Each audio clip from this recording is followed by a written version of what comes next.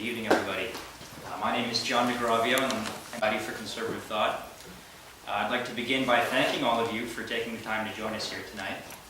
So our conversation this evening is titled, Considering the Case for Campus Free Expression. So recently there has been a surge of discourse concerning the values and the limits of the Chicago Statement, free expression, intellectual inquiry, and protest both at Williams and beyond. And so to help us gain insight into these complex and important debates, our speakers will be engaging with the following questions. What does free expression mean on a college campus? Is free expression vital to the liberal arts? Should there be restraints on public discourse? Is hate speech free expression? Can certain words or ideas harm students? And finally, how should Williams address issues of free speech, free expression, and intellectual diversity on campus? So two of our speakers will deliver approximately 15-minute remarks. Our moderator, Professor Girard, will then lead a 30-minute panel discussion before we begin the audience Q&A session. To ensure that this event is held in the most free and inclusive manner, we invite all interested students and audience members to voice their perspectives during the Q&A session. This venue was deliberately chosen to accommodate interactive exchanges between the speakers and the audience. After the conclusion of the event, our speakers and the student organizers will be available to receive any further feedback or questions that you may have. This event was made possible through the generous support of our campus sponsors, the Class of 1971 Public Affairs Forum, and the Department of Political Science. Our guest speaker this evening is Mr. Nico Perino. Mr. Perino is Director of Communications at the Foundation for Individual Rights in Education, a campus free speech advocacy organization. His writing has been published in USA Today, Politico, and The Guardian, and he's the creator and host of So to Speak, the Free Speech podcast. And he regularly travels the country to speak about the rights of students and faculty on college campuses. Our first speaker this evening will be Professor Luana Moroja. Professor Moroja is Associate Professor of Biology and Chair of the Biochemistry program here at Williams. She has written in both online and campus media about the free exchange of ideas on college campuses. And finally, our moderator and third contributor is Professor Stephen Girard. Professor Girard is a professor of philosophy here at Williams. He's offered classes on both free speech and related controversies on college campuses. And so without further ado, please welcome our first speaker, Professor Moroja.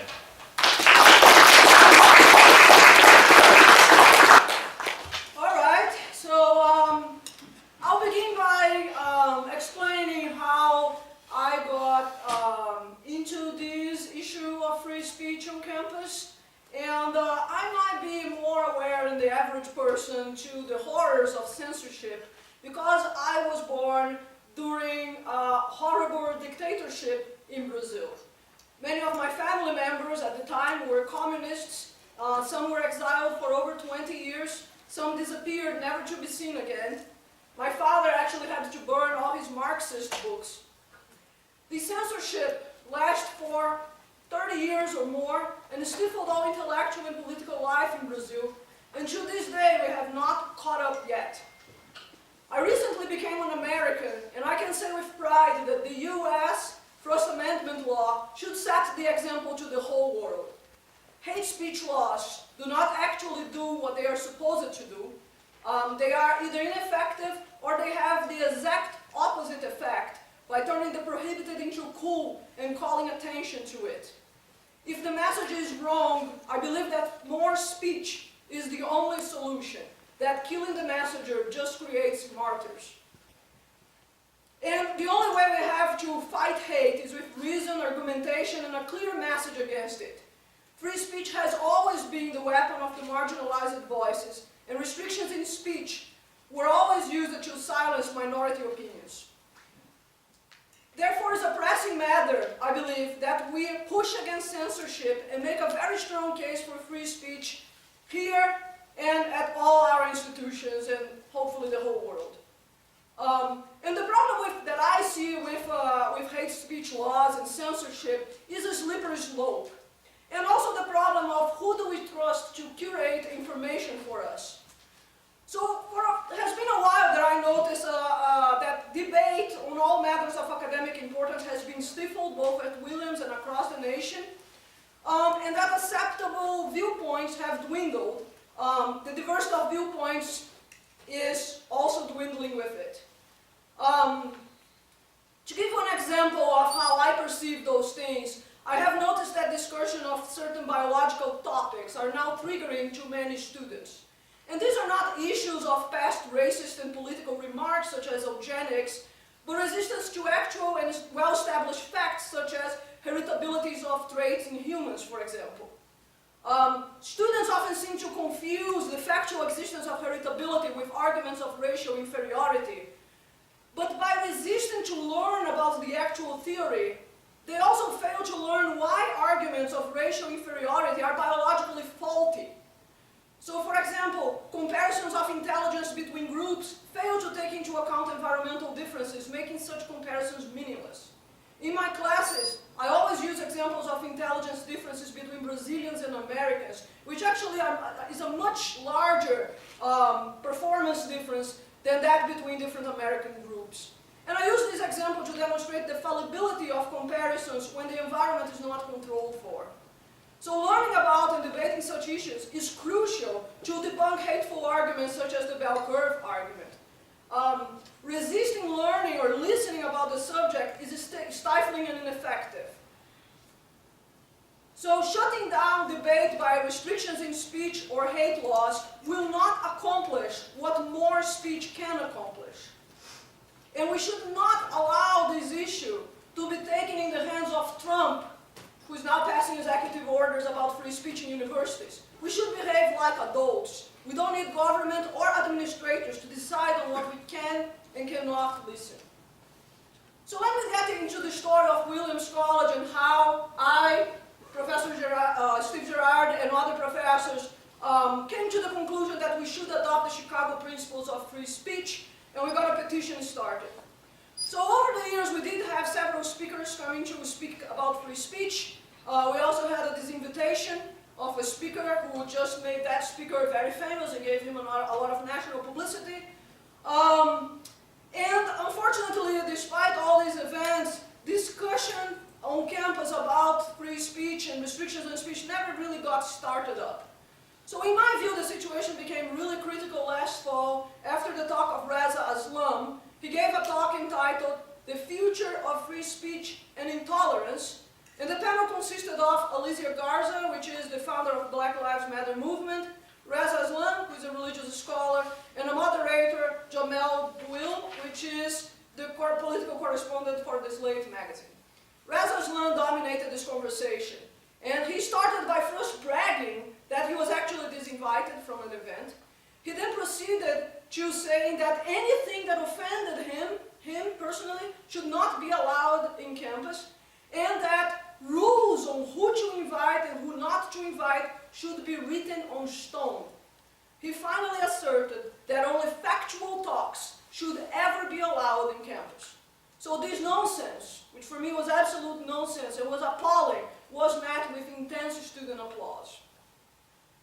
After this talk by Reza Aslam, a group of 6 Williams professors start talking about getting the college to adopt the Chicago Statement to prevent things like rules written on stone ever being adopted here. And we sent this petition around, and within days, close to half of all voting faculty had signed the petition. So let me explain, for those of you who are not familiar with the Chicago principles, what these principles are. It turns out that many people confuse these principles with a letter to first-year students that a dean in Chicago sent. And in this letter, the dean said that trigger warnings would not be given. This is not the Chicago principle. Nobody ever talked about adopting such letter.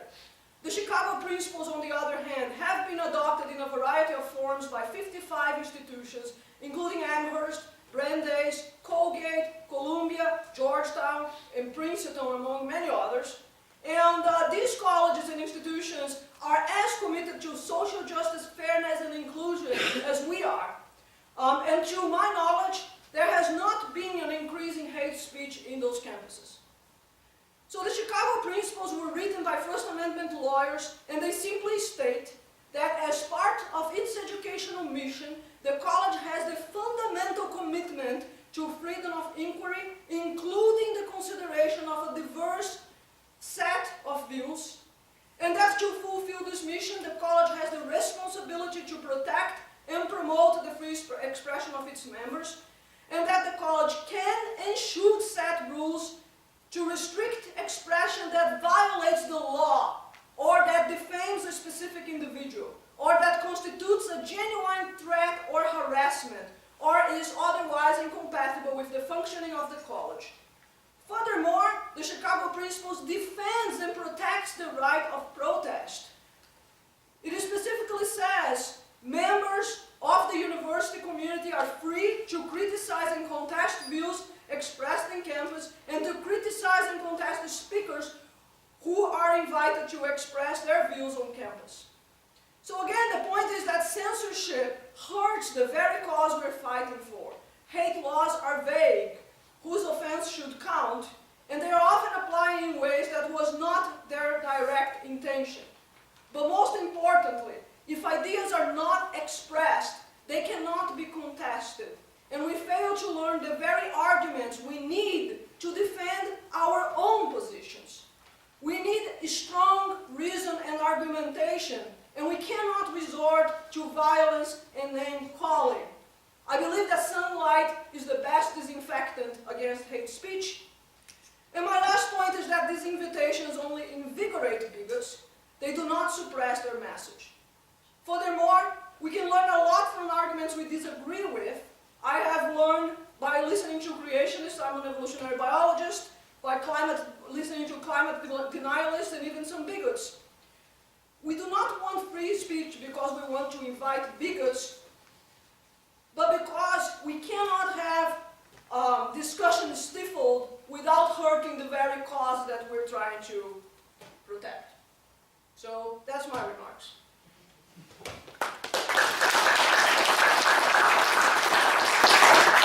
I want to add on to what John was saying earlier. He described FIRE as a campus free speech organization.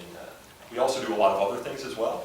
We do due process work, freedom work, student press, religious liberty, privacy work as well on campus. It just seems that the free speech issue has been the one that's captured everyone's attention in the past 5 years or so, so it's what we've become known for.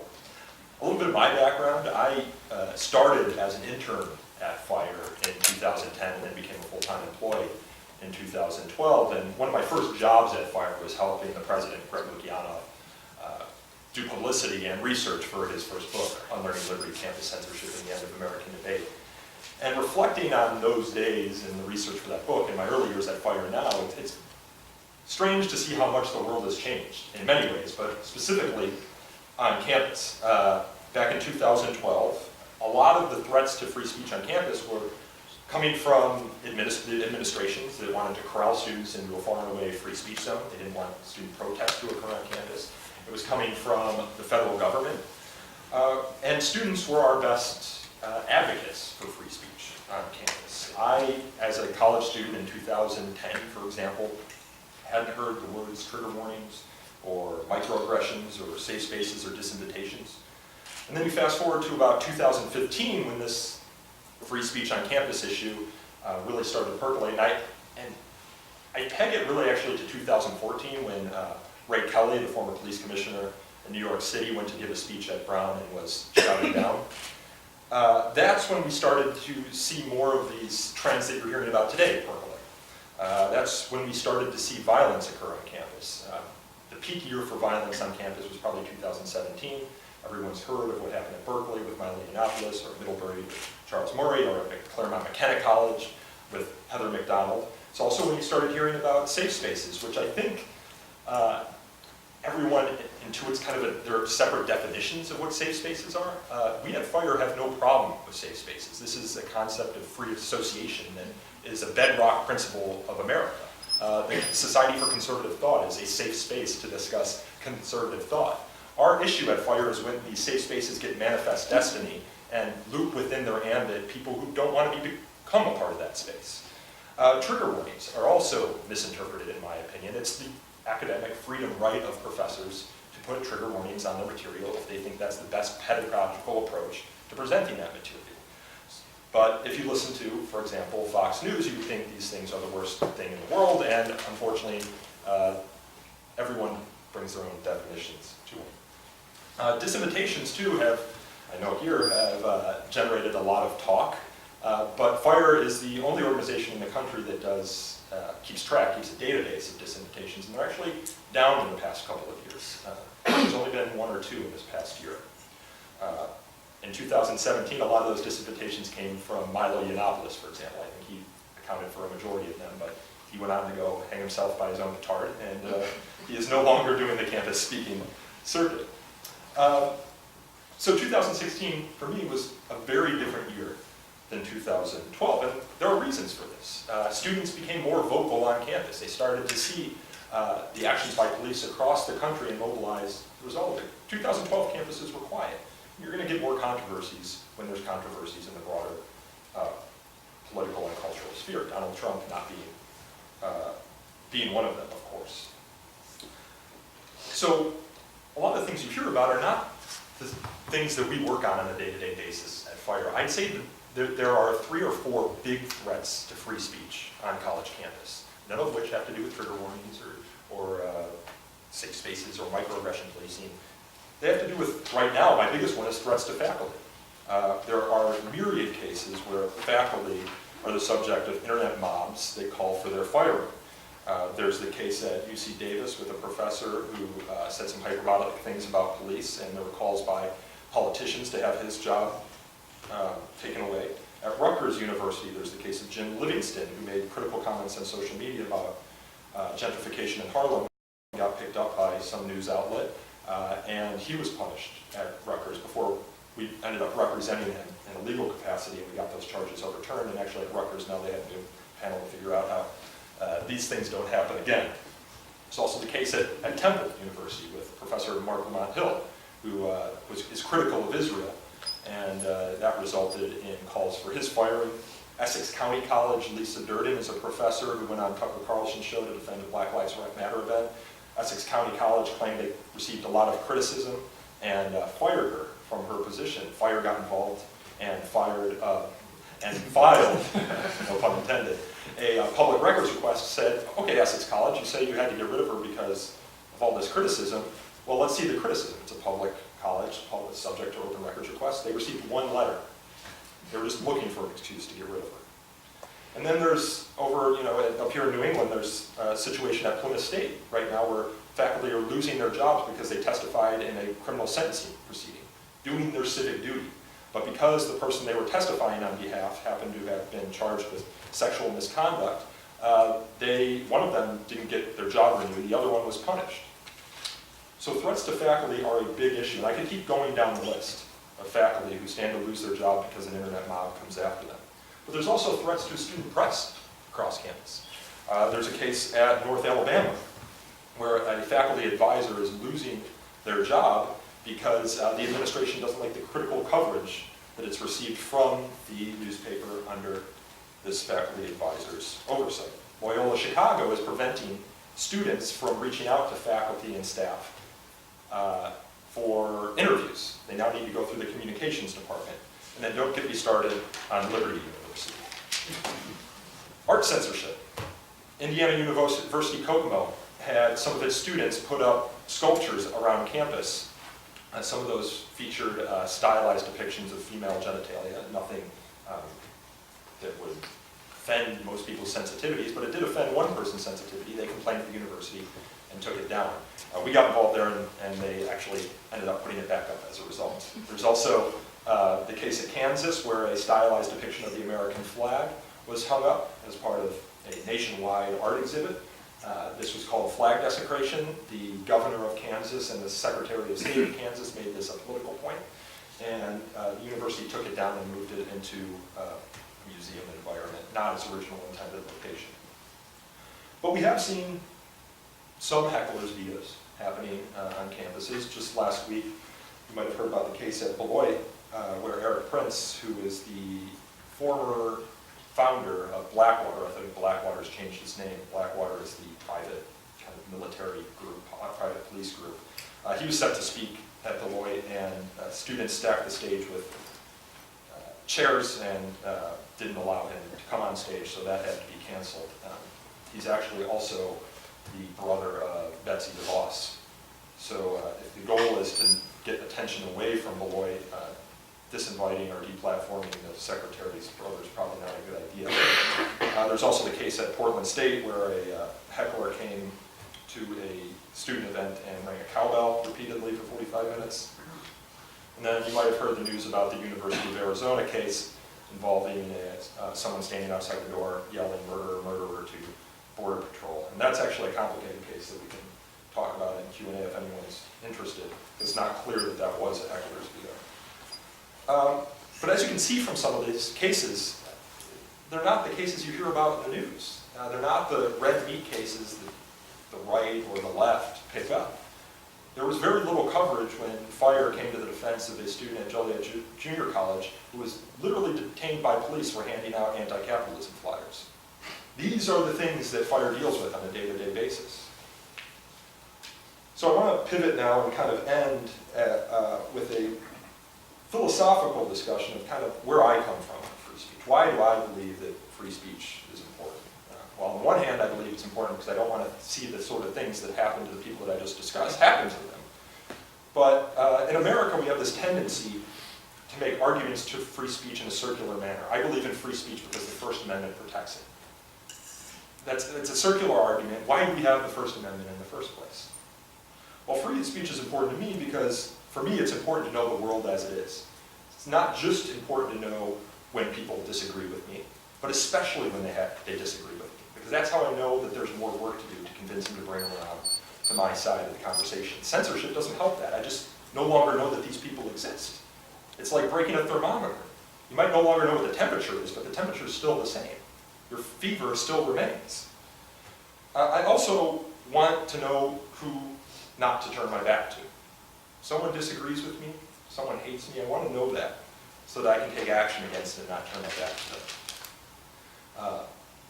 Lauren was talking about this. It's also, censorship is just plain bad tactics. When Milo Yiannopoulos was prevented from speaking at the University of California, Berkeley, he may have spoken to 100 people there, but because he was censored, he ended up speaking to millions across the country because all night they played this reel of fire burning in Berkeley. Milo Yiannopoulos is disinvited on CNN, Fox News, MSNBC. I did a little analysis because I know there's the John Derbyshire incident here. Google Trends allows you to see search results for individual people at any specific point in time. John Derbyshire's results were like this. Nobody cared about John Derbyshire.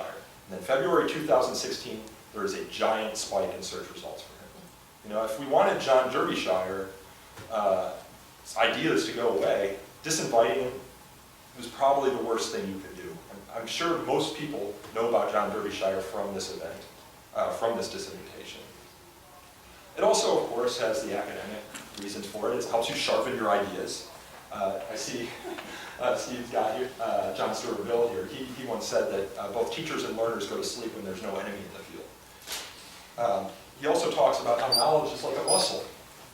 Unless it's exercised repeatedly, we hold our beliefs like a dead dogma. You know, I know that when an apple falls from a tree, it goes to the ground, but because I'm not having to defend gravity every day, I probably can't give you a big theoretical discussion or treatise on gravity. We also might learn something new from the ideas, whether the idea is right or wrong. If the idea is right, we exchange truth for error. But even if it's wrong, we can create a greater conception of the truth, or why we believe that truth. I'm sure many of us have been in Facebook arguments with someone who vehemently disagrees with us, and they make a retort to one of our arguments, and we don't have a ready response for it. So the first thing we do is we go Google our response. And I learned something more about my position as a result, and I might even change my position as a result. John Stuart Mill, again, talked about the fatal tendency of mankind to leave off thinking about a thing when it was no longer doubtful. He called this the deep slumber of a decided opinion. But free speech isn't just the right to speak, it's also the right to hear. Frederick Douglass, the great abolitionist, once was holding an abolitionist meeting in Boston in 1860, and it was shut down by would-be hecklers. And he wrote a plea for free speech in Boston in that year, arguing that to deny someone the right to speak commits a double wrong. It denies both the right of the speaker and the right of willing listeners to hear the argument. In this case, that was an abolitionist argument. It's also an assumption of infallibility. John Stuart Mill again talks about to refuse the hearing of an opinion because you are so sure it is false is to assume that your certainty is the same thing as absolute certainty. It's a fundamentally anti-intellectual approach. It's also just a blunt tool to get rid of ideas you dislike. Civilization, if you could call it that, for most of our history, was people deciding things with violence. You actually got civilization when we decided we were going to solve our problems with words, not violence. And unfortunately, we don't have a better tool than that. Civil societies are ones that decide they're going to leave their guns at the door. But finally, and this is the point that Leon made, who would you trust with censorship? Christopher Hitchens talked about who would you trust with the right to decide for you what you can read, for you what you can hear, for you what music you can listen to. There's not a person in the world I would decide that. I think all of us, when we were growing up and our parents told us we couldn't watch this on TV or read that book, not only created a greater interest in actually reading or listening to that thing, but we have this fundamental urge for freedom, to explore, intellectual curiosity. And there's no one in the world I would trust with that, not the least of which Donald Trump, who currently holds the levels of power. Ira Glasser, he's the former executive director of the ACLU, describes censorship as poison gas. While it might be effective while your enemy is in your crosshairs, the wind has a way of changing, just as the political wind has a way of changing. So, if you don't like the administration at Williams, for example, are these the people that you would want to trust with the power to determine for you what you can hear, for you what you can read? I would say that that is a very dangerous precedent to set. And I'll leave my remarks there.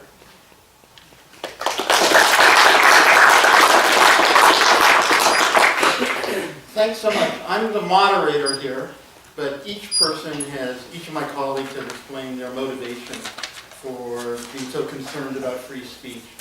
And I'm just going to take maybe a few minutes to explain my motivation, possibly because I need to defend myself from my family's history by speaking at the Society of Conservative Thought. My mother died this year 40 years ago, and the last 3 days of her life, she was going in and out of consciousness. And then literally on her deathbed, she looked up at me and said, "Steve, if you ever vote for a Republican, I'll come back and haunt you." It's true. So all I can say to Mom is, I'm not voting for a Republican, but I'll also quote Frederick Douglass, that I'll work with anyone when they're right and no one when they're wrong. So my motivations for being so concerned about free speech are obviously partly philosophical. I'm a philosopher. I carry John Stuart Mill around with me. One of our major distinctions is between opinion and knowledge. And as Mill, I think, brilliantly argued, the route from opinion to knowledge has to go through diversity of opinion, and diversity of opinion requires free speech. But I was a leftist long before I was a philosopher. And my passion for free speech comes from the left. And I think that some of my colleagues on the left have given the right a free gift of this issue. When I say I've been a leftist long before I was a philosopher, really literally from when I was born. When I was born, shortly after I was born, my father was fired from his job because he was being investigated by the House Un-American Activities Committee. So we moved, and then a couple years later he was fired again because they found out he was being investigated by the House Un-American Activities Committee. So in those days, you couldn't look up in the internet who was being investigated. It took a while. That meant that we could stay in one place for a couple of years. But it kept on going until we ended up in, of all places, West Virginia. And the House Un-American Activities Committee closed down. And my family remained. I think I have many leftist reasons for being passionate about free speech, I'll just give one out of many examples, a pedagogical example, that really made me think a lot about the way I teach and teaching. So I think it was in 2003. I think it was about then. I had a student named Mike Needham. I don't know if you've heard of Mike Needham. Mike was sort of like John, the chief conservative on campus. He worked for the college newspaper. And he went on to do all right for himself, if not for the country. He became president of the of the Heritage Action Committee. He's now the chief of staff of Senator Marco Rubio. And one day during President Obama's administration, I woke up and I looked at the New York Times, and Mike Needham's picture was there. And the article was, said, one of the 3 people most responsible for shutting down the government. So every year, we faculty members write a report where we're supposed to brag about our successes in order to get a merit raise. I wrote that year that this was my greatest failure as a teacher. My student went on to shut down the government. The reason why it's so important to me is on the day of his graduation, Mike came up to me and he said, "Professor Gerard, I just wanted to let you know that I always felt that being a conservative at Williams gave me an advantage." He said, "Whenever I, as a conservative, said something, everybody challenged me, and I had to come up with ways of defending myself. When a liberal said something, everybody nodded." And he said, "I think I got a better education." That really disturbed me a great deal. And I think that the present atmosphere at Williams and at most elite colleges is doing great damage to the training of leftist social activists. I think it's a real gift that some of my colleagues on the left have given the right. That's my minor sermon. I have more if you ask me. I'm going to talk about this for a while, but I'll shut up and ask you some questions. I want to ask each of my colleagues, and Nico highlighted some of this, that in the news all the time we hear about disinvited speakers and violence. I'm wondering if that's the most important issue having to do with free expression. Are there other more important issues? Those are just the flashy ones. Are there more important issues having to do with free expression? Yeah, I can go first. I think, as I said in my introduction, I don't think it's one of the most important today. It might have been back in 2017. We've seen a downtrend in disinvitations. I think it's important in that it signals something about the culture on campus, because we didn't see a lot of these in the early 2000s. But the big challenges right now, to me, are faculty. It's faculty, and I can understand the fears that faculty have, because they're the ones that have mortgages and kids they need to put through college. And one wrong thing in the social media environment, said in the social media environment, can mean an outrage mob comes after you. And if your administration isn't strong enough to defend your academic freedom rights, your right to speak as a public citizen, then what faith can you have in your job or your right to speak out on the issues you're passionate or care about? So this is the most disturbing trend to me, and it's the one that's really started to percolate in the past year or two. Yeah, I would largely voice that. I think that there has been, even in the classroom, pressures to stop discussing and talking about topics that I find are very important. So just to give a silly example, I teach about kin selection in my classroom in evolution. And over the past several years, I've had a couple students complaining that kin selection, for those who are not familiar, is when individuals, and we're talking about bees and we're talking about animals in general, not humans. Humans actually have altruism as genuine altruism, but a lot of the animals are motivated in helping kin, in helping close relatives. Humans are as well, but a lot of animals are entirely motivated by that. And I teach that, and I've once had a student in my office almost in tears thinking that I was endorsing Trump hiring his family members, which is startling. I mean, I hate Trump, and I hate that he hires these family members.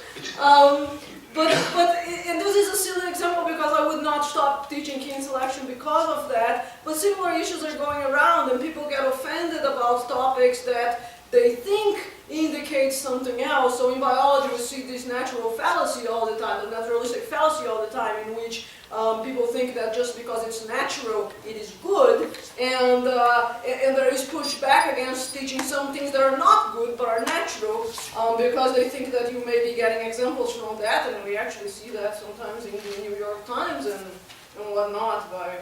There was a hyena learning how to behave on sexual matters, which is nonsensical. But you see a lot of that, and the question is,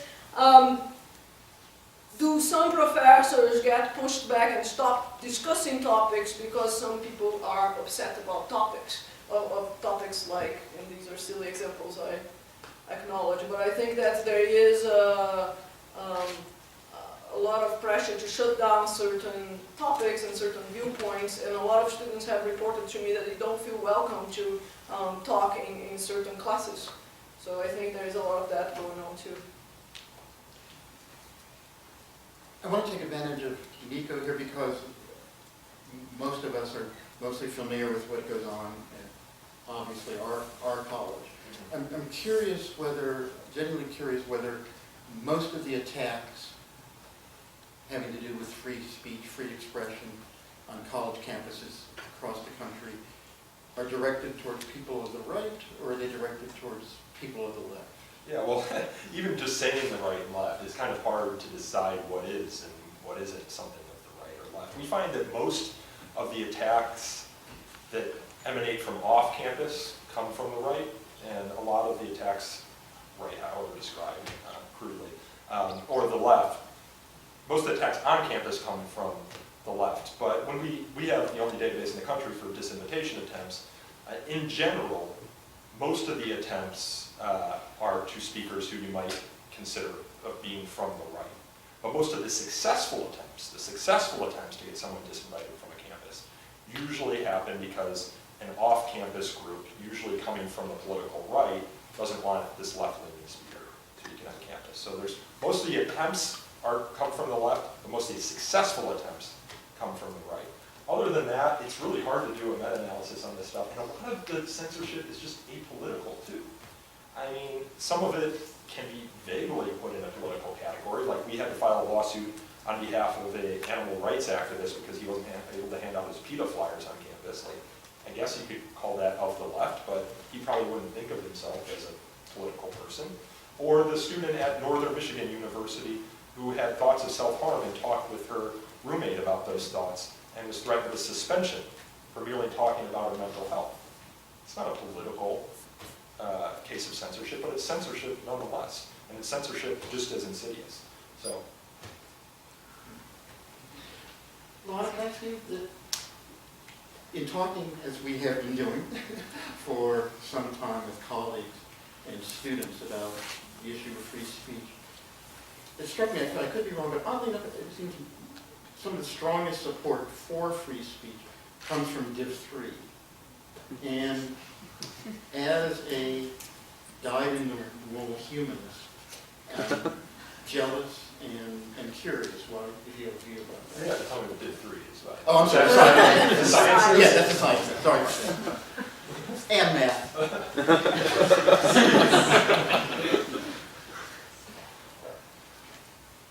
It is a good question. I mean, it's definitely true that most of my colleagues in Div 3 are very much in favor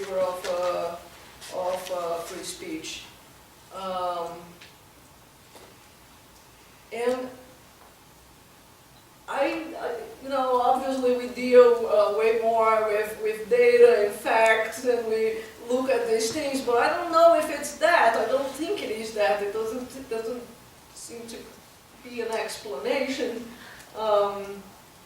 We do like facts, and we do like data sets, and I think that if you make an argument like the Google search, how this invitation of Derbyshire has spiked his popularity, I think that people in Div 3 will look at that and say, there is a strong reason not to disinvite someone. So there is some of that, but I don't think it's entirely that, and I can't really explain. I never thought much about it. Yeah, I don't really have an explanation for it either, but I have witnessed it elsewhere with the Nicholas and Erica Christakis case at Yale. This is Erica Christakis wrote a letter about Halloween costumes that some of you might recall. This was back in 2015 that resulted in some campus protests. There was a support letter that was circulated on campus, and if you look through all the signatories of that letter, they almost entirely came from the STEM fields and not from the humanities. So there seems to be a divide that I've noticed anecdotally on some campuses, but don't have any real data to be able to figure out or any real philosophical understanding as to why that might be. There are philosophical schools within the humanities that make philosophical arguments for censorship. I think Herbert Marcuse and his idea of repressive tolerance that maybe has some popularity within those departments, but I'm not in those departments on a day-to-day basis. I was on college campus in 2012. Like I said, it's a very different world these days. So I think every college president wakes up every morning and says, I hope I'm not at Middlebury. And having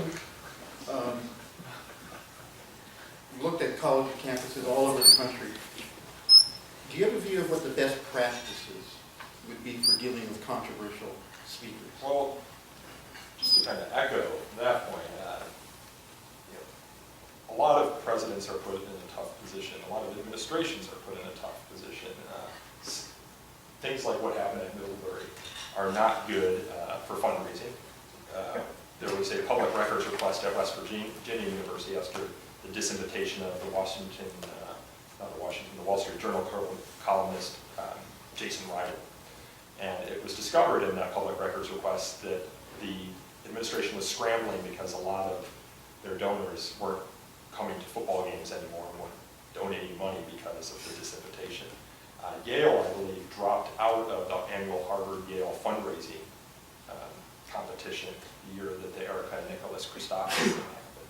So there are funding pressures that are put to bear on this, but there are also pressures on campus for free speech or academic freedom or for other things. There's lots of conversations about diversity and inclusion and the environments on campus for different groups of students.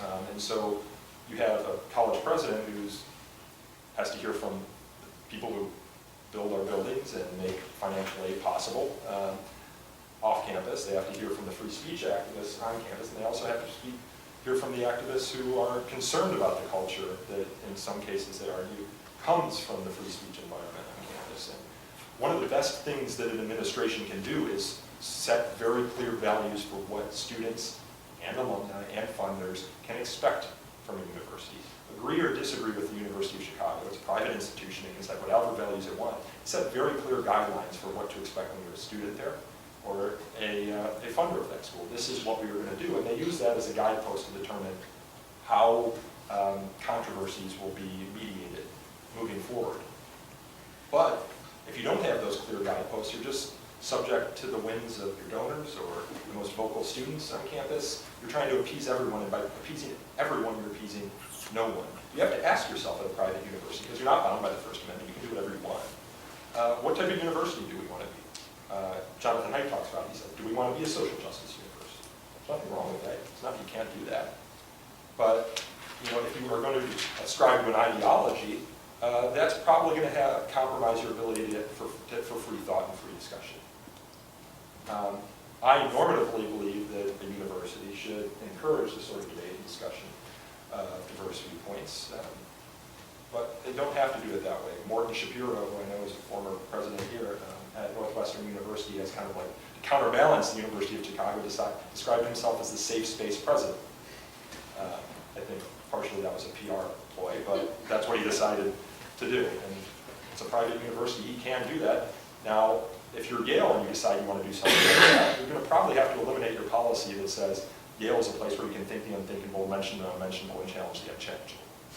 Because if there are certain ideologies that cannot be questioned at Yale, well, there are certain ideologies that can't be mentioned at Yale or challenged at Yale. And to me, that's a problem. And at private universities, FIRE doesn't file lawsuits against private universities because they're free to make the decisions they want. But we do say that there needs to be truth in advertising. If you are Yale and you say those things, you need to deliver on that. And actually, some state courts have held that it's a breach of contract, that it's false advertising to not deliver on an academic freedom promise to a faculty member, for example. So, long way of answering your questions, just a very clear idea of what the purpose of your university is. If you're flying by the seat of your pants, then like, what are you doing? You're just making every decision ad hoc. And this is something anyone who's ever managed something learns. People within the organization don't know why they're working towards a certain goal or what the goal is, then you're going to get a lot of discord. And that can happen in the university too. Let me ask one last question before I open it up to everybody else. Obviously, I think both of you have made very strong cases for the benefits of free speech, which I agree with. But there are also costs, and I think the costs aren't borne equally. So when Charles Murray comes in, and I, as an old white guy, don't go to his talk, I stay in my office and read Wittgenstein. Nobody cares, nobody looks at me funny, nobody expects me to be there, nobody asks me what I think about it. It's not a burden to me. The same wouldn't be true for an African-American professor or an African-American student. Similarly, when John Derbyshire comes in with his views on immigration, I'm a United States citizen. No one expects me to be able to defend myself, why I should be here. But a recent immigrant or a son or a daughter undocumented immigrants isn't going to have the same luxury. That Derbyshire is saying to them that you don't deserve to be in this country.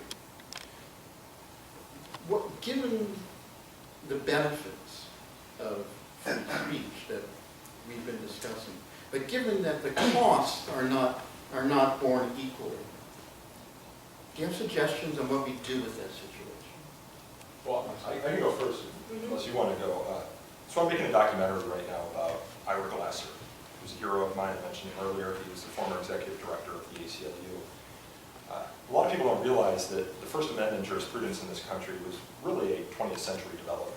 There was no free speech pretty much in the 19th century, and it was only starting in 1920 when the ACLU came around, there started to be movement in the courts, and often in the courts in defense of left-wing causes, but it still wasn't all that successful until the 1950s and 60s, when there started to be a lot of cases litigated surrounding the civil rights movement.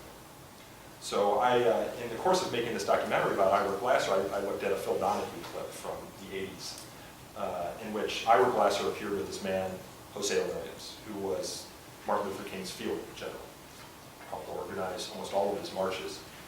And Hosea Williams was there ostensibly to debate Ira Glasser about the values of free speech.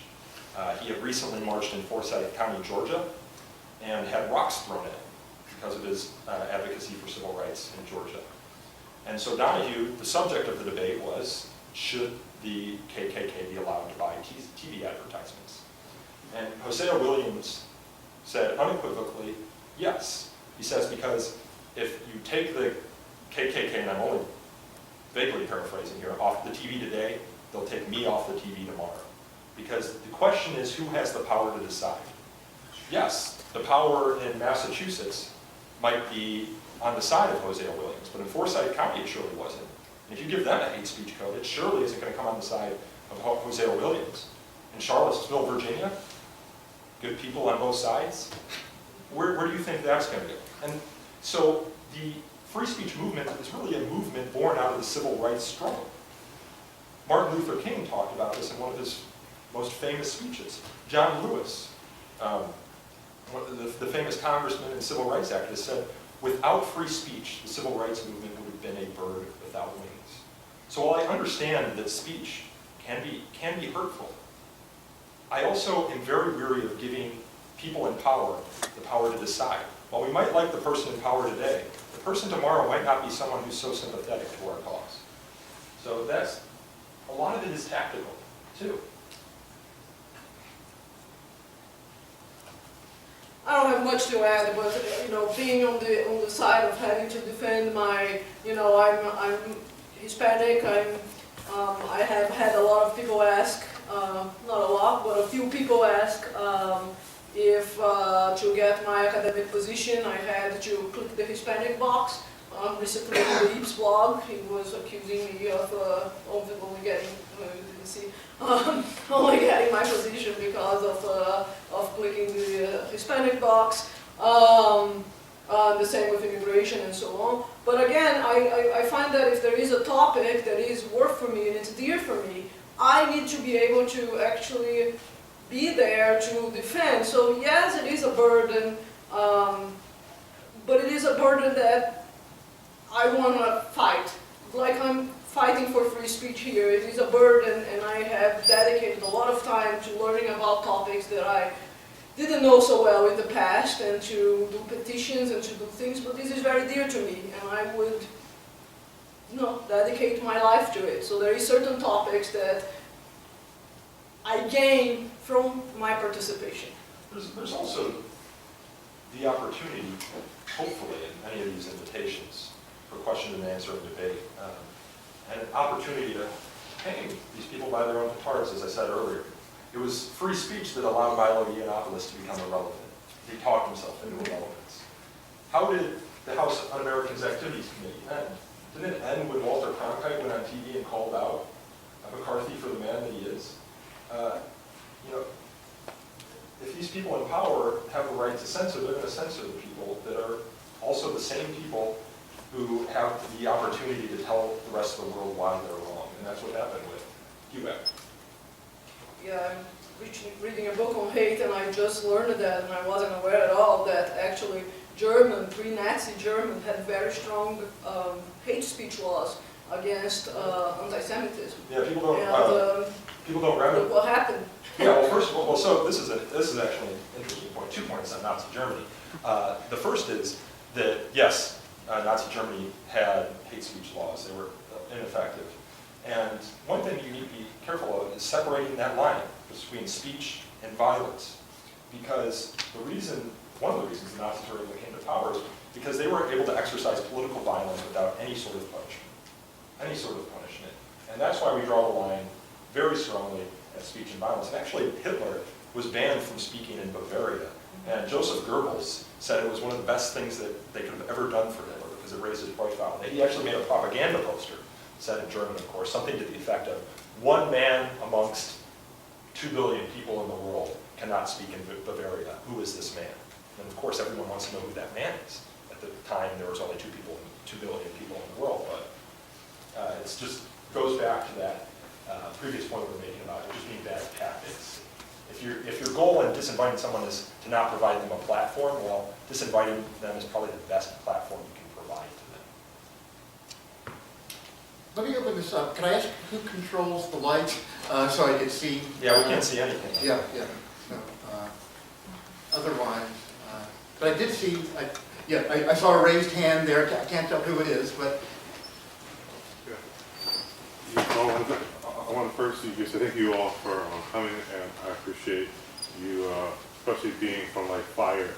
I think that name is really important here at this particular time because the charge in which students were grieving and were going through some pain by 2 members of faculty who had left, and they had put some type of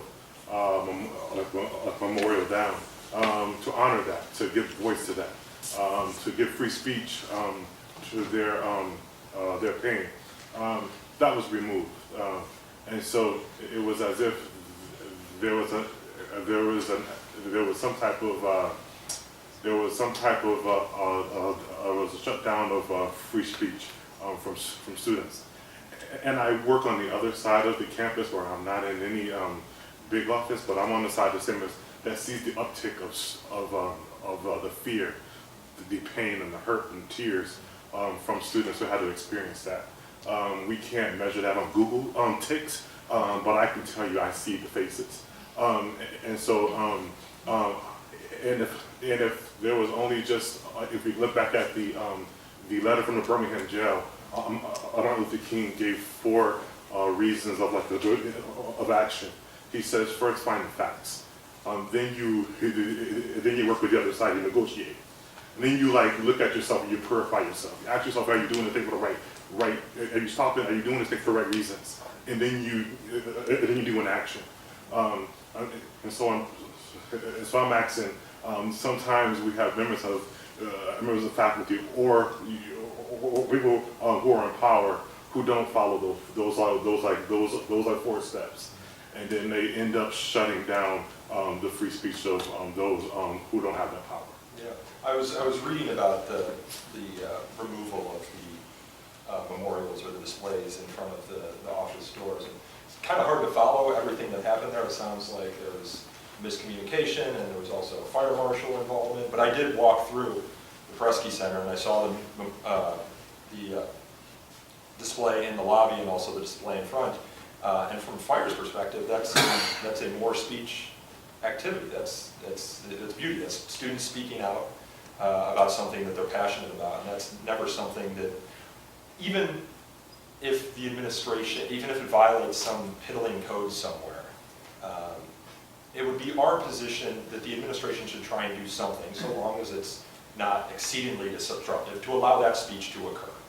Now, if the fire marshal gets involved, then you have things outside of the administration's control involved. But it didn't seem like the display in the lobby up here was disruptive to anything. And while there might be some sort of piddling code somewhere that says you can't do that, you could say it's part of the life of a campus. It's not preventing egress if there's a fire. This is kind of the stuff that you see happen on campus. I heard about there was a rally as well.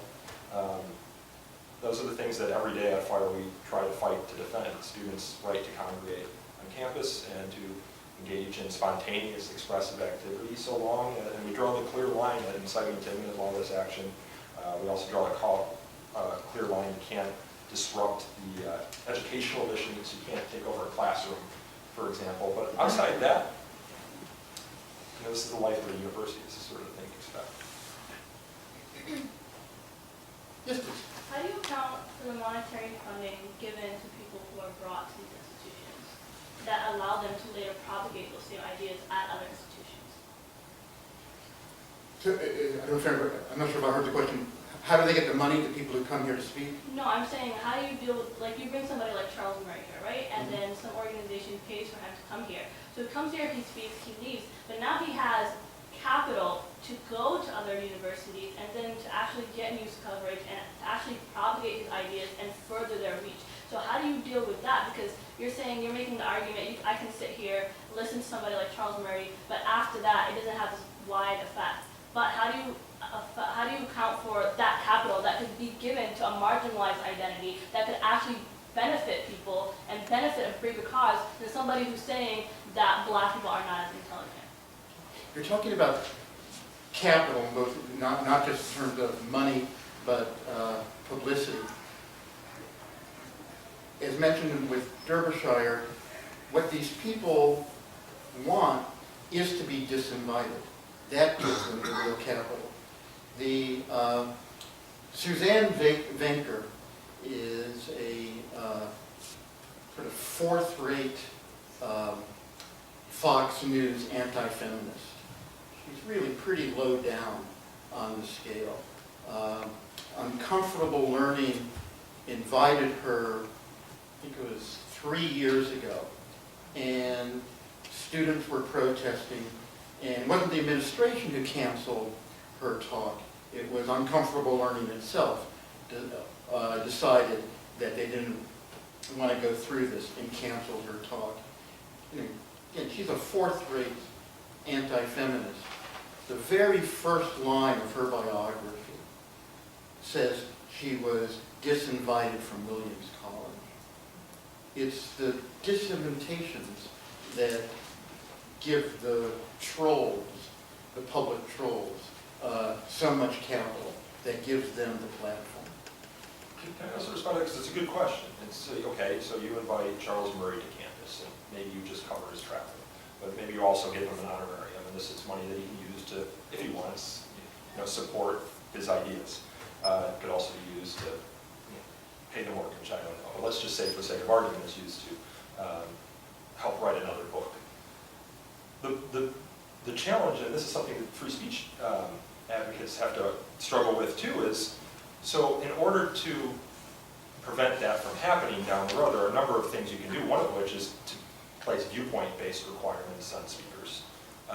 So you have to, the speaker has to be, and I'm separating out here speakers invited by the administration and speakers invited by faculty members or students, because there's a big difference in that. I think the administration, if it invites its own speakers, is sending a particular kind of message in a way that just doing viewpoint neutral funding of a student group or a faculty member to get a speaker here is doing something different. But if you're an administration trying to analyze what speakers you bring here, and if you do it on a viewpoint basis, you need to determine what those viewpoints are and not have some sort of like ad hoc approach to doing it. And my concern always is with power, and if the concern is that the administration here with all of its power, and you were talking about how the mistreatment of certain students here, I'm worried about what viewpoints would end up getting funded under a viewpoint-based criteria. I think one of the ways to counter that is it would be great if the university also supported financially students who wanted to bring the counter to Charles Murray. I know there's some guy who wrote a book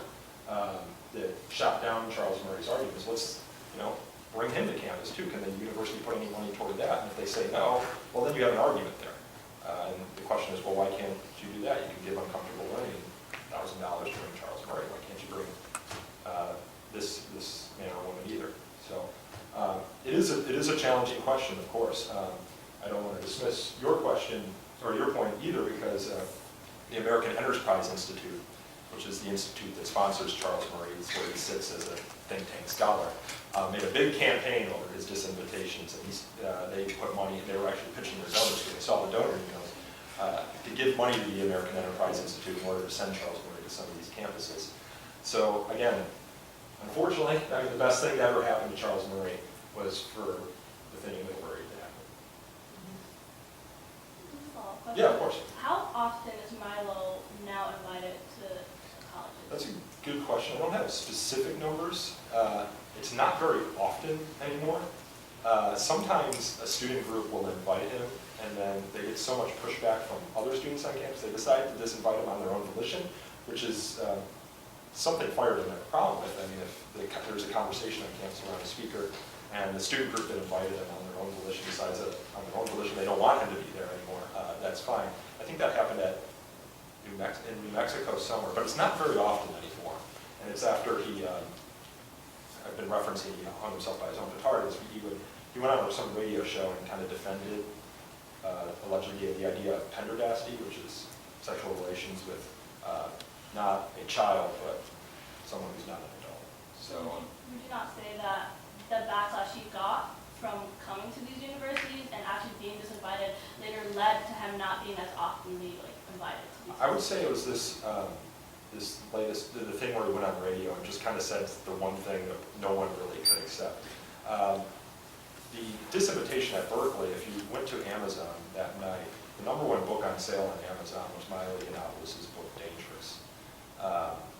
Now that book never ended up actually being released after this thing he said on the radio, but it's evidence of what's called in free speech circles the Streisand effect. The Streisand effect comes from something that happened in the mid-2000s when this man was documenting coastal erosion in the state of California, and he decided he was going to take pictures all along the coast for years to document how climate change was affecting the coast. And it just so happened that one of the homes on the coast was part of Streisand's house. And she didn't like that, so she just filed a claim to get it taken down and also asked for $30 million in damages. It turns out, and you can find this in the court filings, that only 4 people had actually viewed that photo, and they probably didn't go to look at Barbara Streisand's house, they probably went to look at coastal erosion. But as a result of it, the internet doing what it did, the home got seen millions and millions of times because someone found out that she was filing this lawsuit and spread it all over the internet. So that's the type of phenomenon that many of us are concerned about with censorship. Just tactically, as an activist for any cause, we have to be weary of what it can do. It can make crackpots into martyrs, and that's what happened with Milo Yiannopoulos.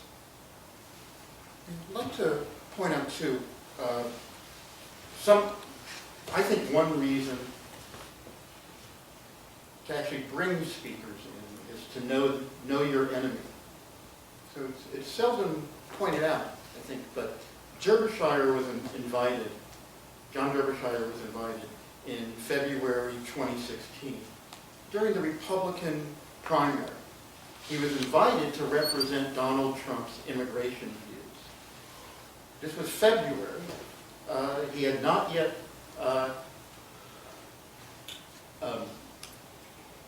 been nominated.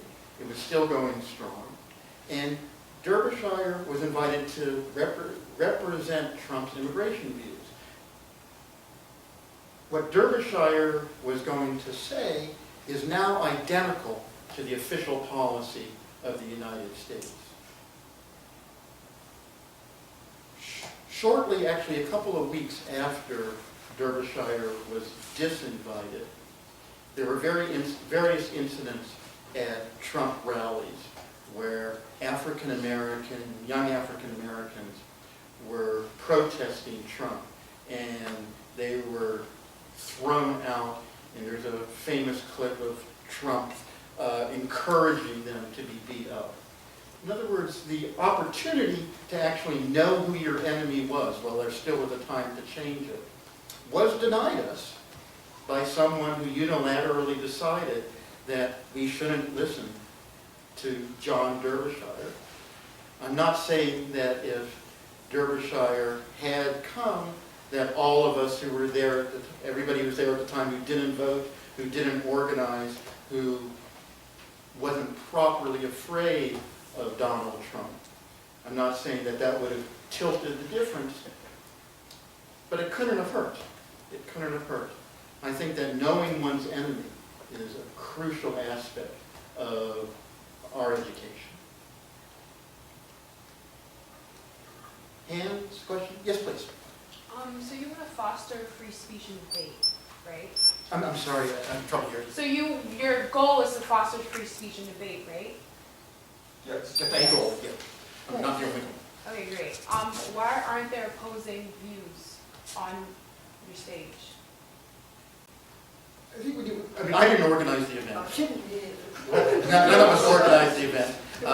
I'll let John speak for himself. But my view is that that pluralism and diversity doesn't always have to be at one place at one time. There are other venues where there are people who are opposing free speech, where I'm not invited. I would love to come back and debate. I'll give them a poison too. You can tell I'm on old crew like me. Every student on this campus has free speech access because every student has access to computers. All right? That's point one. Point two, 40% of this college are minorities. So the question is not so much free speech, but what should the college put its money into bringing to campus? Okay?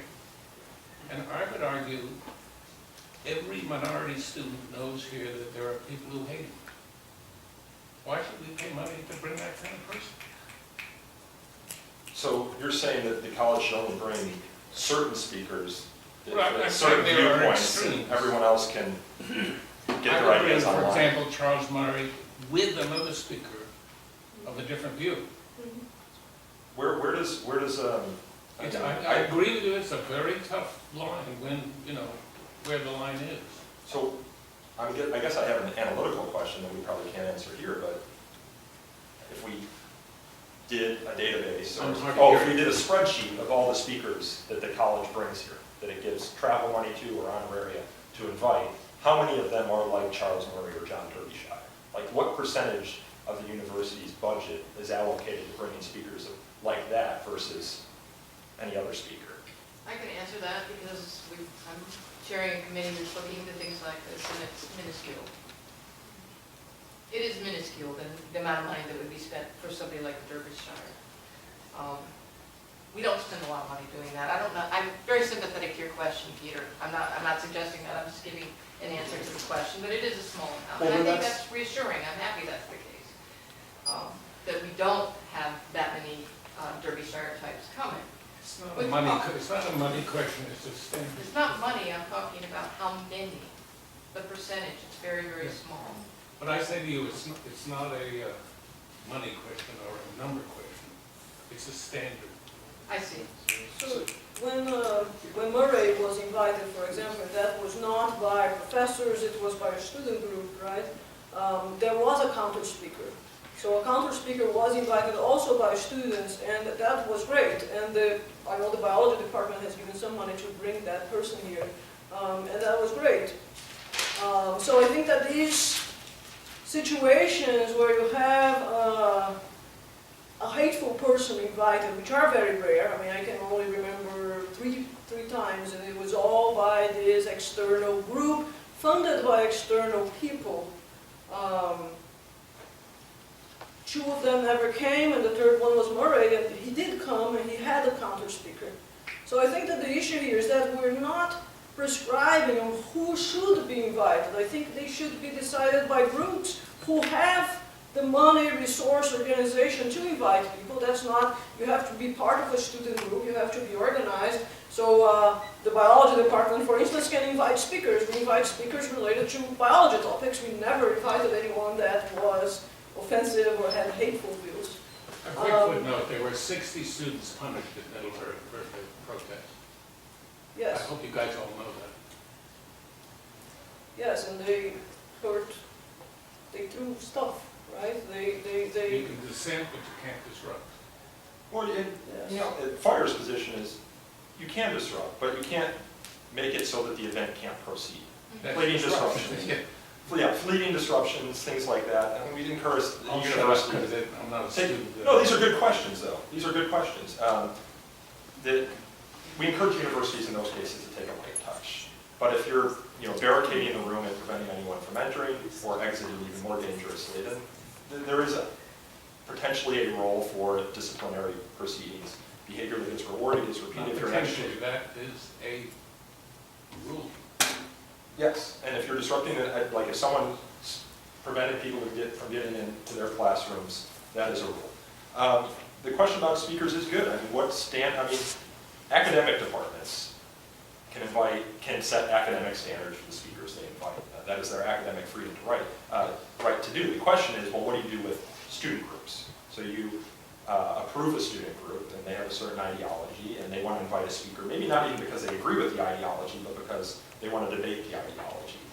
Debate being a fundamental nature of college environment, you need to ask yourself, well, first of all, what are our standards going to be for determining when we tell them they can't do that? And second of all, what sort of precedent does that set moving forward, and should it just be applied to speakers? If the idea is that there are certain ideas that are anathema to the college environment, that we don't want any money going to support them, do we tell students you can't buy Mein Kampf to read in your class about anti-Semitism? Because to spend money on that is to potentially support I read in my history of fascism class in college, I read Mein Kampf, and it gave me a greater lens into what anti-Semitism is than anything else I could have ever read. I mean, if you want to know the Nazi doctrine and what they were going to do, it was all there in Mein Kampf. Winston Churchill knew this. He read Mein Kampf. Hitler said he was going to put Jews in extermination camps. He was going to eradicate them. So it's part of it, as you said, is knowing your enemy, too. No, I shouldn't call, but yeah. Just on like the whole Nazi note, you make the argument that Hitler being disinvited gave him a bigger voice, right? Can't you make the argument that the fact that Hitler's propaganda was so strong, and that he was able to, through his words and through his images, kind of control a big majority of Germany is what led him then to murder 11 million people. Well, I don't know if we have any Nazi Germany historians in here, but my understanding is that the weakness of the Weimar government, its inability and unwillingness to punish political violence, is one of the main reasons that Hitler was able to come to power. I mean, this was a man whose party would ransack newspapers if the newspapers gave critical coverage of the party.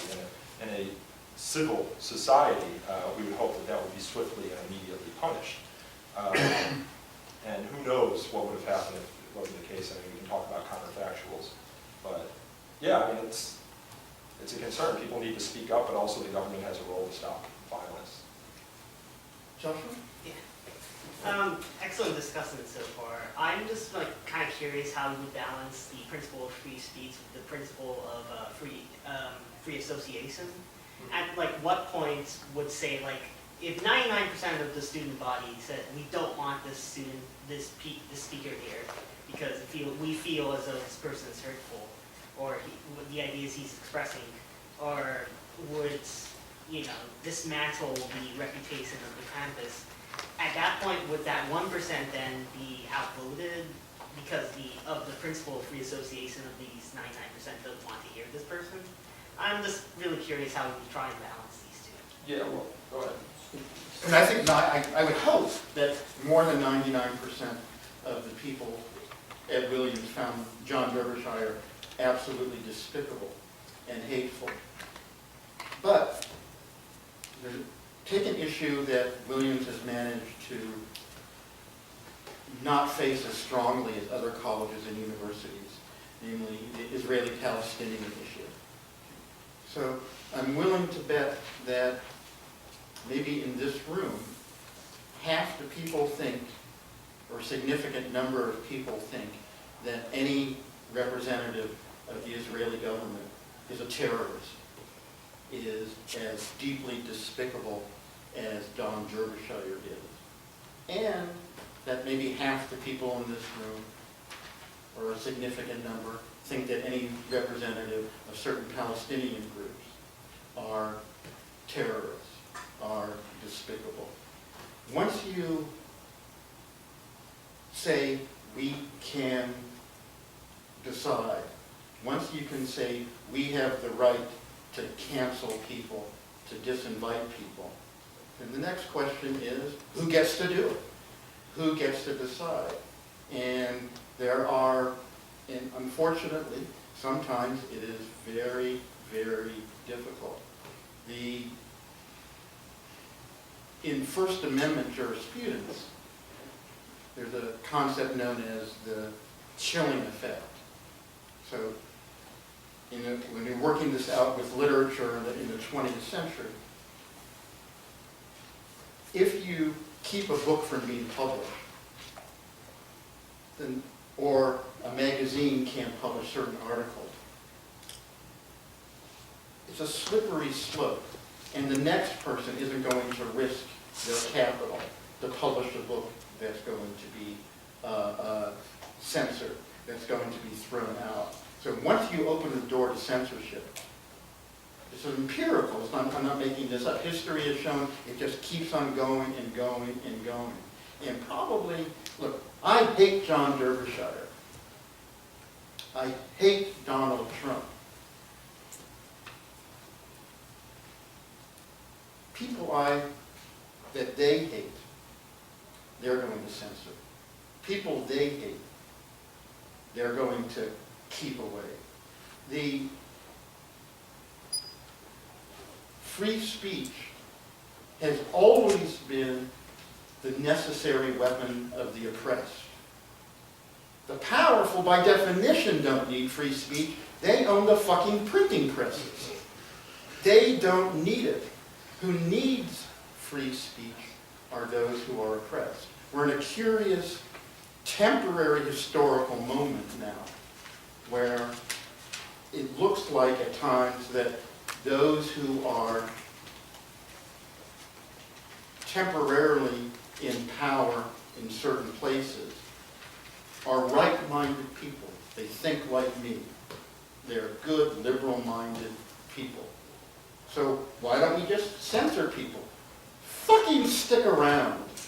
You saw Donald Trump be elected President of the United States.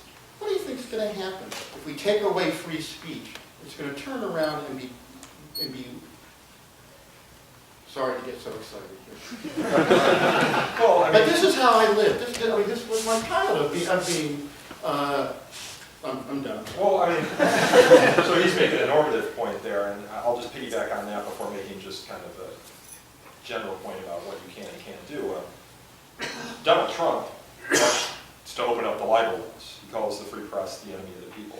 Now let's understand where we got our libel laws from. It's from a case called New York Times v. Sullivan, in which people took out an advertisement critical of a sheriff in Alabama because of the sheriff's crackdown on civil rights activists. The sheriff said, this was during an election season, I guess they elect their sheriffs down there, the sheriff said this was defamation and that the New York Times shouldn't be able to publish this.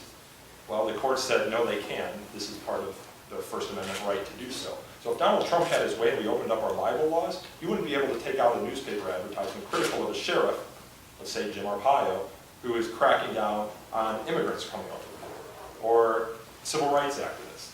Be wary of the power to censor, because while, as Ira Glasser said, the winds are blowing in your direction now, they might at a different time blow in the opposite direction. To your other point, Williams College can decide that it has a speaker policy. It can. I mean, it's a private college. It has the free association right to do so. I think that you need to be very weary of opening the gate to do that for normative reasons, which we've kind of discussed here.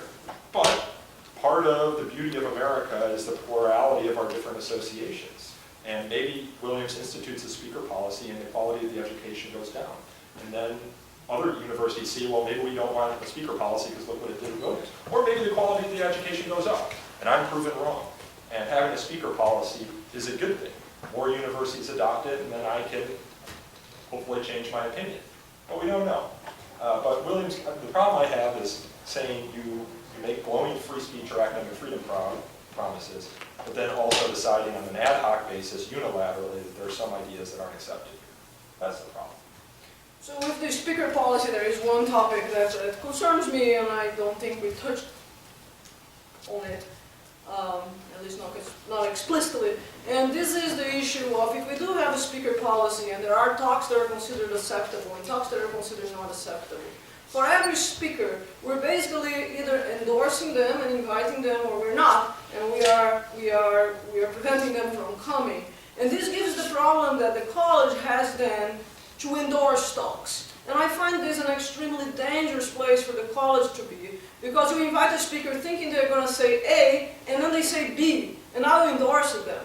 I don't think that this is a place where we want to be. So that is, I think that we should impose rules on who is allowed to invite speakers, and perhaps a group like Uncomfortable Learning shouldn't be allowed. They were, after all, funded by Eepsblog, right? And not the college itself. So maybe this is something that should be discussed. Who is allowed to invite speakers? But once you decide on who is allowed to be invited, then you are effectively endorsing speakers, and I find that an extremely dangerous place to be. Yeah, So- that's a very good point. One of the things, so in First Amendment world, university can't decide to give approval to a student organization based on viewpoint-based criteria. And this is actually a good thing for the universities, because they can say if some student group comes in that, well, we don't endorse them, and how could they, right? Because you have a Democratic student group and a Republican student group. We obviously don't endorse this one, but we endorse this one. It just doesn't make any sense. If you have criteria, viewpoint-based criteria for speakers, the suggestion, even if it's not explicit, is that you endorse it. And then, who knows what they'll say. And then also, what do you do about marginal cases? I mean, John Derbyshire and Charles Murray maybe are clearly people who should be allowed under the speaker policy. But what about someone marginal? What about a member of the Trump administration? Is there value from having one of them there? They hold all the levers of political power. It might be nice to debate them. And what about someone who isn't high profile? Are you going to set up like a ministry of truth to try and grapple with it? I mean, maybe you can set up faculty committees to analyze all the research. That seems like a lot of work. But, I mean, there's a lot of things you could do, but I think it opens up the opportunity for some unintended consequences. Yes, please, and then Hamza afterwards. Okay, so last semester, you both sat in a room with your colleague who, like Bilal mentioned, who went to across his office and he tore down a memorial, he tore down and he invaded a safe space, like you mentioned earlier, for students of color who were grieving for faculty who was left. And you, both of you sat with, like, his name is Keith McPartland or something like that. He's a supporter of free speech. And in that moment, we've already established that he was putting our free speech in danger. So whose free speech do you believe in? So I can answer to that. So there is a difference between free speech, and that's what Heath was mentioning. He was not opposed to putting up the shrines to this professor. He did not touch the shrines. He touched the material that was blocking the path. He was acting as the building committee chair. He was in touch with both the fire marshal and the security. Actually, that was false because he had not contacted the fire department before he went and... He has all the email trail. We know that this is true. So why don't students know about that? Who doesn't know? Why don't students know about that? Because what we were told was that the fire department was not contacted. Who were you told that? Well, you can email Keith and ask for the emails. There is a clear... The school also stated that those shrines were not supposed to be touched, and that was specifically stated. So if that was specifically stated, and the shrines were not supposed to be touched, and people were there who asked, please, can you call the people who created this? Can you please wait and let them move it? Why was it so easy for him to rip apart that shrine if he is so for free speech? So there is a definition of free speech in which you were able to put signs as long as it doesn't disturb things. So you're not able under free speech to stop traffic. So you actually go to jail if you stop traffic to protest something. And this is fine if you wanna make a case and you're willing to do this, to argue with the consequences of potentially disrupting, let's say, the traffic. So in the case of the shrine that Keith moved, first he offered to move the materials to another place. He only removed the newspaper that was blocking the corridor. He did so before hearing from the administration, who did not include him on emails, that the thing was supposed to remain on the floor. So I was there the moment that these things were happening, and unfortunately I left way too early, so I didn't actually stay there when Keith was removing, but he was talking to a number of people on the corridor and asking if the people were able to freely pass there before he decided on moving the materials. So I agree that this was an unfortunate event. He made a point of, for example, not removing the material that was put on his door for 2 or 3 weeks until the campus removed, not to disrupt freedom of expression. So it's an unfortunate event, and I think that if he could go back in time, he would not have touched the materials. But he did not. He tried not to disrupt the shrines per se, and he did talk to the students about moving it to another location. I got the sign that we need to finish, but I promised Hamza that he could talk. Yeah. Do you have any motions?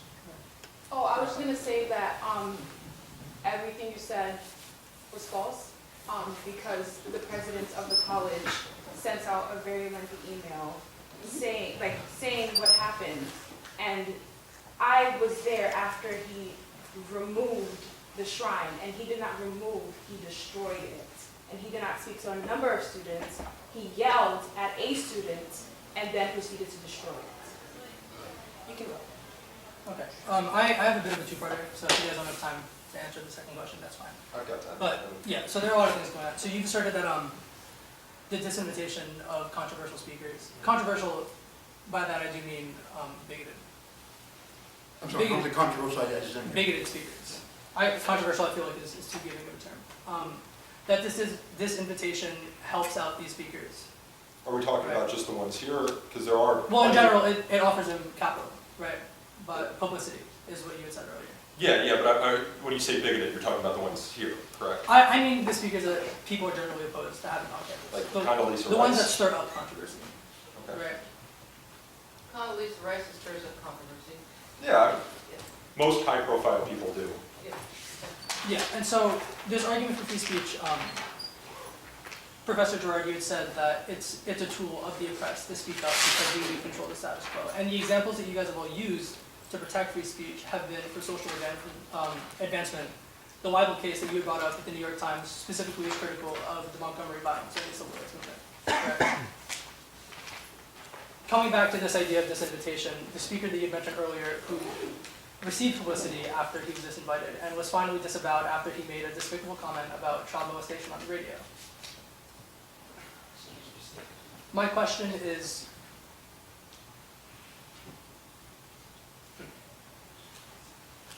I'm wondering what's the purpose of inviting these speakers, truly, like what are we learning from inviting them to campus? If this person is disavowed because of a despicable comment about child molestation that is not for social advancement and not up for debate, why is black inferiority up for debate?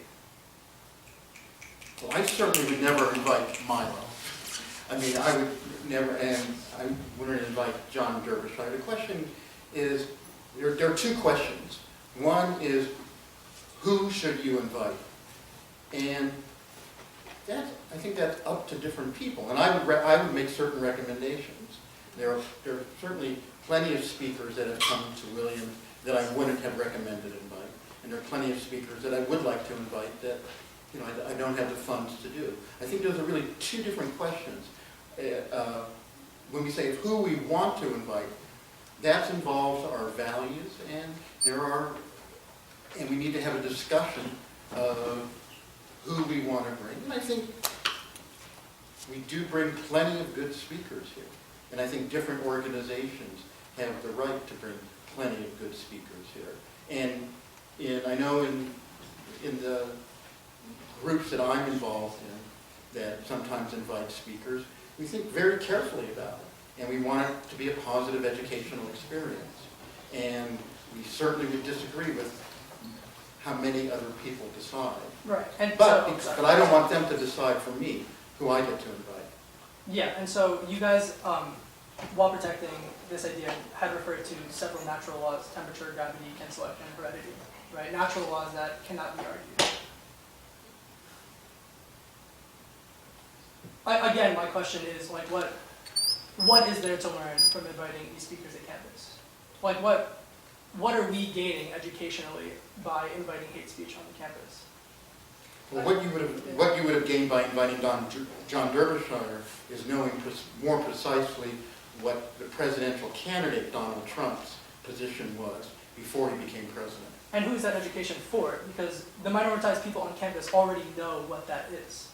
So you're bringing these people on campus for the education of the privileged who don't understand it, at the expense of those that already do. At that time, most people didn't know precisely what Donald Trump's immigration policy was. Also, I would just like to point out that most of you keep reiterating that you hate Donald Trump and that you hate bigotry and that you would never invite somebody like that on campus, but you support a platform that is opening the space for that. So that doesn't make sense to me. I'm supporting a platform that allows people to dissent from the government. I'm supporting a platform that allows people to challenge Donald Trump. Donald Trump doesn't need this Williams College or any university. He's the president of the United States. He can say whatever he wants, and millions and millions and millions of people will read it. Donald Trump doesn't need my protection. Who needs my protection are those who are traditionally oppressed. It's a support of neutral principles that maybe have fallen out of fashion. I mean, we often think back to when the neo-Nazis marched at Skokie, Illinois in 1978. The people who defended their rights to do that were Holocaust survivors. Aryeh Neier was the executive director of the ACLU at that time. He fled Nazi Germany, but also was the main spokesperson in defending their right to march there. He wrote a book about it called Defending My Enemy. But you also see this all the time in the defense of neutral principles, people who defend abhorring criminals in the criminal justice system because upholding the process is important, and there's a concern about what would happen if you just create an ad hoc process where the whims of any one individual can decide what justice gets administered. So as we wind down, I think we should take a moment one more time to recognize and thank our speakers for taking the time out of their schedule to come and participate in this discussion tonight. Thanks, Justin.